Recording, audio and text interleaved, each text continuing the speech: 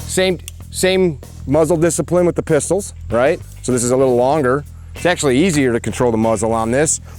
I have a buddy I grew up with from northern Wisconsin, which is home of the biggest coyote hunt in the country. Every year, like thousands of dudes flood the woods and they flush the coyotes out because they don't want them eating all the deer. He shot himself with a .223 through his foot, and now he's the limpy gimpy guy.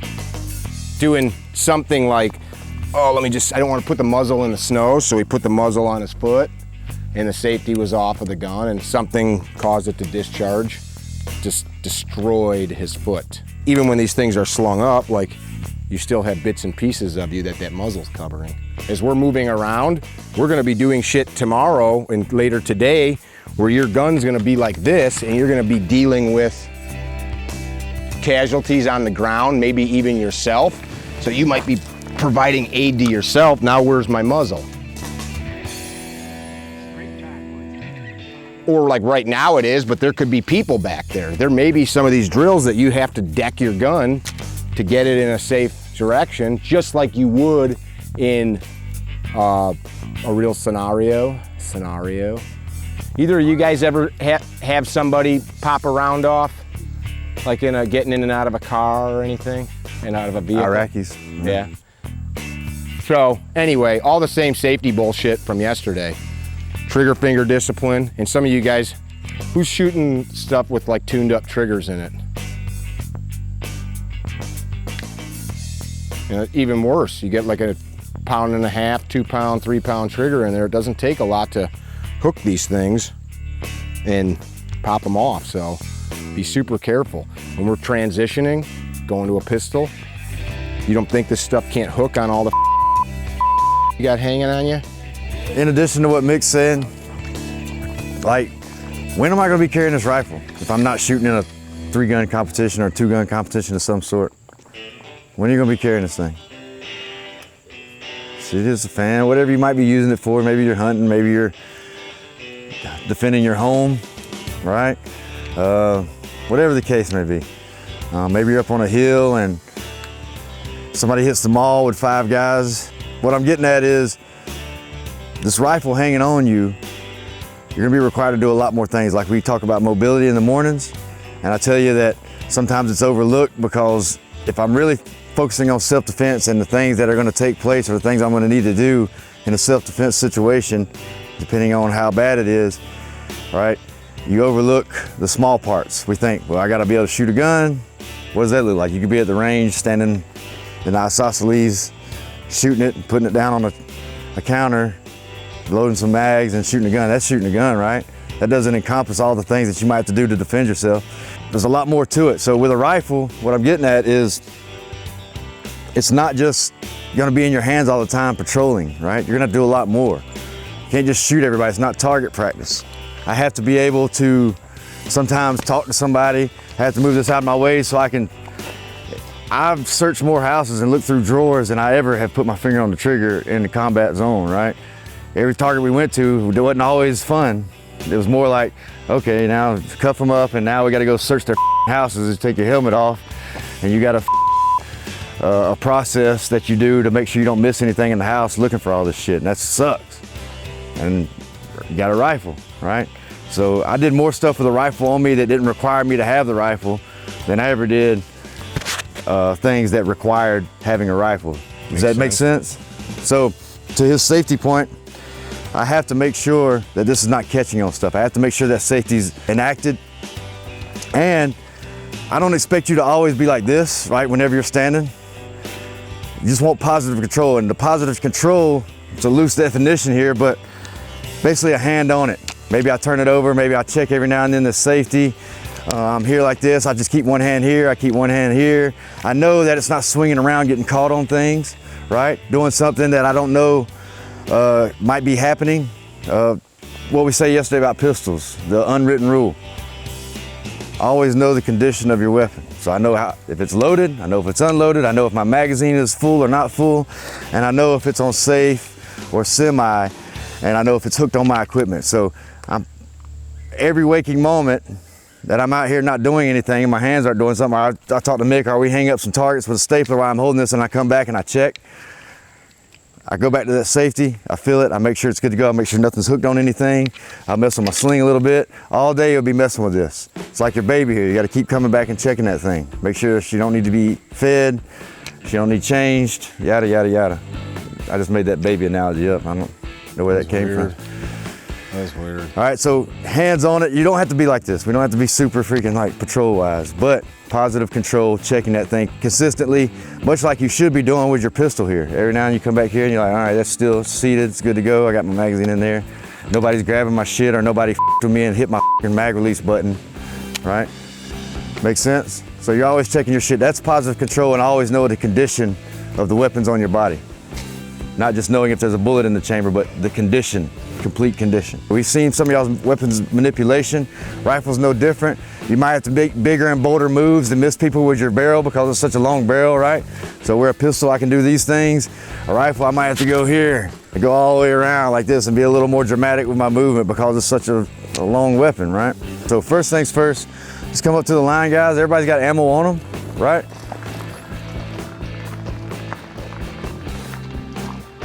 And everybody has a pistol on them, correct?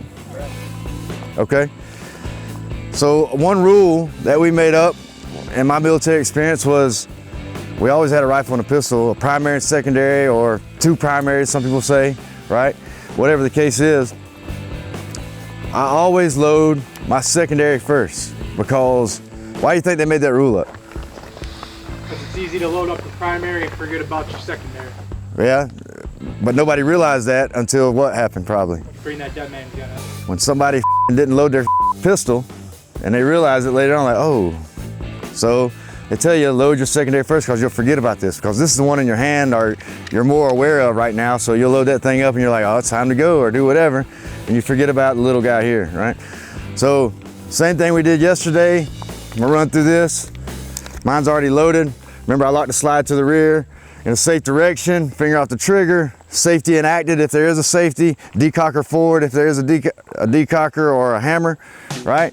Check my 3 points, safety, load it, let it go forward. Might want to make sure I got one in there, I do, and I'm good to go, right? Simple. Rifle's a little bit different.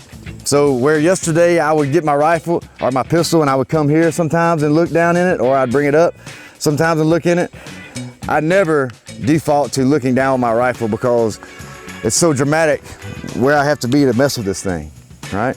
And it just don't feel, it's not, I'm using muscular, I'm using my muscles basically to hold this gun up right now. If I bring it up this way, look at this thing.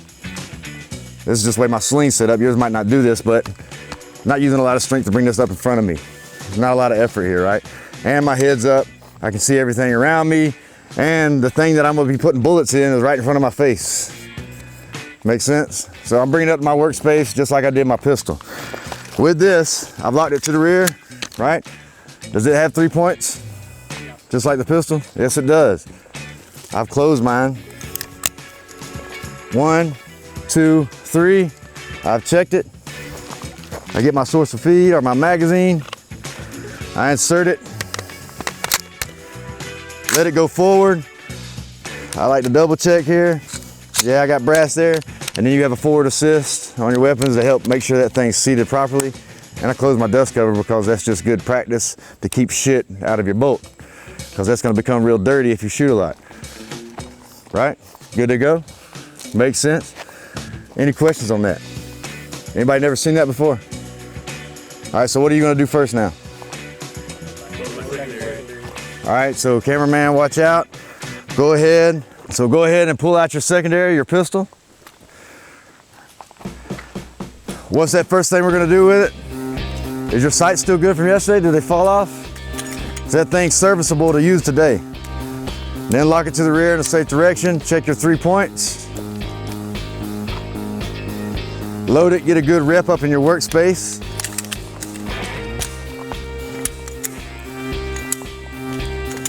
When you're good to go with it, go ahead and reholster.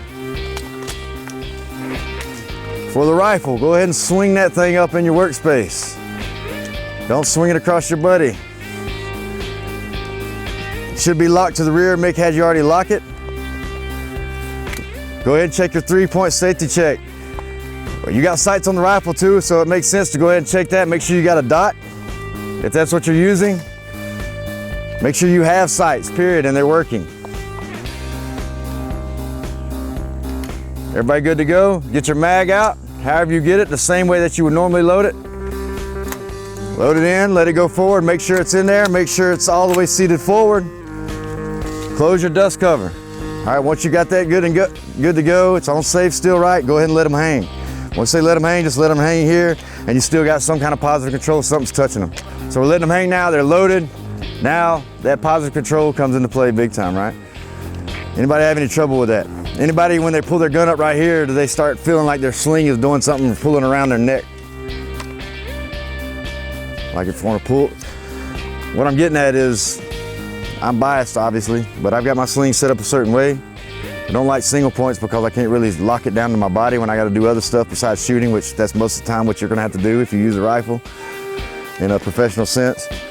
And I keep them close together, not to the end of the buttstock, all right? Why do you think I do that? Maybe it messes with your cheek-weld. It allows me freedom of manipulation with this weapon, right? If you've got yours, who's got one to the buttstock, right? Once you go up to high carry, that sling has to slide across your neck in order for that to happen. Go ahead and do it. So watch his sling over his shoulder. See how it's got to slide? Now tuck the buttstock up under your arm. All right, requires slack in the sling, and if you got kit on, it requires the sling to slide across here. You see what I'm saying? Watch my sling, see if it moves. Did it have to slide anywhere? I'm tucking under, right? The only time it has to slide is if I bring it off to the side, or if I bring it around to this side because I'm about to do work with my hands, right? It's locked there, good to go. So it's just freedom of movement. Where I picked that up from, I did a lot of CQB, which is that close quarters battle, which is rooms with a bunch of other grown men, 4 or 5 at a time with a bunch of shit on them, right? So you can imagine the tight spaces that I had to address with my muzzle awareness and working my rifle around to get my rifle up on a good platform and able to engage something if I had to engage something, right? So we learned the best way to do it for us, to be able to manipulate that rifle on a fulcrum close to my body, much like the day when we were doing the mobility and I had you raise your hips so your shoulder was only in contact and the bottom of your feet instead of just your whole side, and it was easier and less friction for you to just turn your body over, right? Because you're bouncing on that one shoulder. Turn and rotate. People that get contact to the ground, you still get to serve the same purpose, but you're sliding across the ground, a lot more friction, it's not as smooth. Same thing, you can serve the same purpose. You can get the high carry or get the weapon up in your workspace with that sling attached to the end of the buttstock, but it's just not as smooth and it's gonna have some friction and some pull on you. You're gonna have to adjust it a little bit more. Just something to consider, right, with your setup. Now, as far as your mags, how do you have your mags on your body? We don't have any chest plate carriers right now, but we have belts on. There's different ways to do it. So what do you consider, anybody that feels confident enough to say so, what do you consider when you're putting your mags in your pouches, which way they? I go to the rear.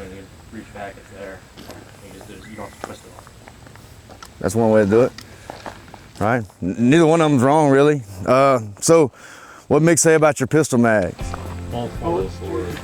They're forward, right? Basically you catch them and you bring them straight up into the mag wheel, right? That's the way they are. If they were facing back because you grab it a certain way, maybe I grab it down like this instead of palm on top, I'd pull it out and then the bullets would be facing the direction I want them and I'd shove them up in there, right? You notice mine, how's my mag? Where's my bullets facing? Forward, right? That's just me, it's my preference, right? I don't change anything, I try not to change anything I did before. So when I had a plate carrier and I had magazines in front of me, the bullets all faced towards my gun side, palm down on top of them, just like these pistol mags, and I pulled it up just like this, and I inserted it. I do the same thing back here. If it was far behind me, I might have to turn my hand over and do this, so then I'd face them another way. But it's right here, so my palm's on top, and I pull it out the same way I've been doing all the rest of my mags all these years, and these pistol mags. Make sense? The further it is behind you, it does make a difference though. Like I said, if I couldn't reach it, and I had to grab it with that beer can grip instead of palm on top, I'd probably want it this way. That's just not what I need to do for my setup. So have y'all considered that at all? Good. Questions on that? Let's talk about stance real quick before we go into letting you shoot and figure out where your hold off is, okay? Stance, right? Fighting stance. We talk about mobility, you want to be athletic. More so with this gun. Is this gun going to give you a little bit more recoil than a pistol, you think? All right? And the bigger the guns, the more recoil, right? Or bigger caliber that they shoot. One thing that's different about this that I do with the pistol is with this one, once I mount this thing, I've never shot like this unless I've had something to mount this on and pull it against or push it against with my shoulder, right? So I've never shot it without some external thing to help me bounce this weapon or my hand up here, right? I never shoot like this, like a pistol. Like you should get away with shooting like this with a pistol. If I had to, I guess I could, but I usually find something I could rest on or push it up against or work here against my grip here and see through my sights and push against that barrier or something like that. So we're never gonna do this. So one thing that I like to get through people's minds is this hand is not doing hardly any work with this rifle once I mount it in order to shoot it. So it is right now, right? It's holding it, it's moving it around, doing all this stuff. But once I come up here, watch this. I don't need to do any of that stuff. This hand, I'll pull back a little bit, but really just my trigger finger's doing everything. This hand can do everything. Donovan, come knock this thing around a little bit. So once I'm here, he's moving around. This hand would not, even if I put this on here, it's not gonna make much of a difference. It's gonna interfere with my trigger pull, really. I keep this loose because when you start working this or manipulating this safety, your hand's gonna have to come off and become loose and release that grip anyway, a lot of times. So watch me safe and semi.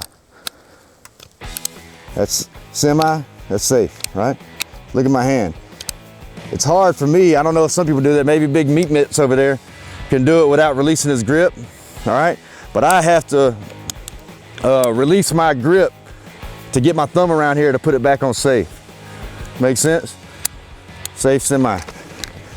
Here. You'll see me doing that a lot. You see their hands flapping. Does anybody ever, that's not experienced with that, ever think like, why in the hell they keep doing that dramatic movement with their hand? Yeah, got to break it down. So another reason why this hand doesn't need to be solidified in this position. It's not doing anything. These three fingers, not doing anything. Even if I got this gun here, I got a sling. If you try to knock it out of my hand, it's gonna go about this far and then it's good. I don't need to squeeze the shit out of it with my primary hand. Make sense? It's shouldered on me here. And what I like to do instead of, once I shoulder it in the pocket of my shoulder, like this, I don't like to have it locked in low like this where I gotta bring my head way down here. See this? Seem like a lot of movement? I like to get it up high and bring it up to my face. My face is gonna be inherently down a little bit because I'm in a fighting stance. My chin's tucked, shoulders are rolled, I'm ready to fight. And once I'm here, I bring it up to my face. I'm not doing locked into my chest and tit and bringing it way down here. Look at how much my head's canted. Here. And look at that hand that's doing all the work here. Now, some of you I talked about your pistol grip yesterday. I don't know if it was your group or what, or if I hit it with your group. You got your hands involved, right? And there's a certain amount of pressure you give with this hand versus this hand, trying to isolate that trigger. But I believe I mentioned, you remember me talking a little bit using your chest and shoulder, or at least individually, I've talked to a couple people. Not just using just the grip out here, the strength, I'm also getting my chest and shoulders involved. Just that little movement right there, right? It makes a clamp. So if you did this out in front of you, you would feel with my elbows down, there's some tightness there that I'm making happen with my hands, but then when I do my elbows up, makes it real tight, all right? Same thing with a rifle.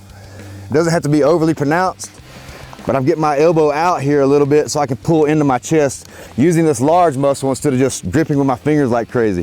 What's gonna get tired first, this or this? Probably the smaller muscle, right? So utilize that big muscle to pull it in tight and control that weapon.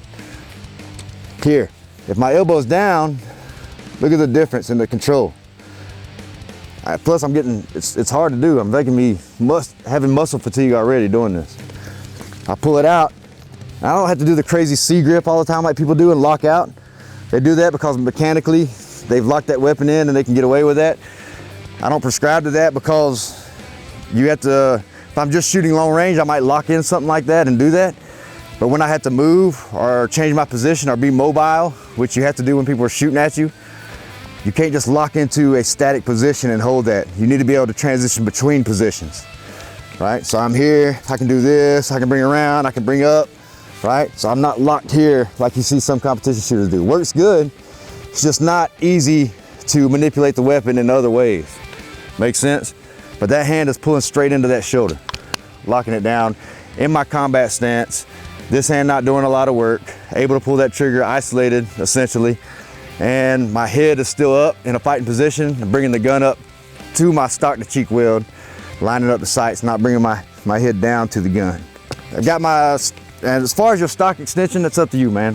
I say, I put mine out about medium, right? Real far out, it's a little bit harder to manipulate if I'm manipulating my gun. If I was shooting real long distance, I'd pull this thing all the way out, where I had a slow, steady shot that I was trying to make.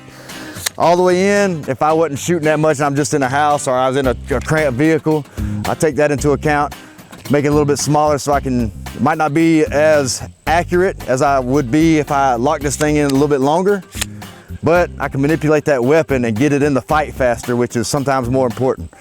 Me, I go about middle of the road. I'll stay about here. It's about 2 inches. All right, so that's just your preference. You feel that how you want. There's people measure it certain ways. They put it between their elbow and their bicep here and put their hand up here. It's whatever you want. I don't think this is an absolute way to measure it. You just gotta see what's good for you. All right, so what we're gonna do next is see where your hold off is. See our pasty? What's open, number 8? So eyes and ears. Eyes and ears.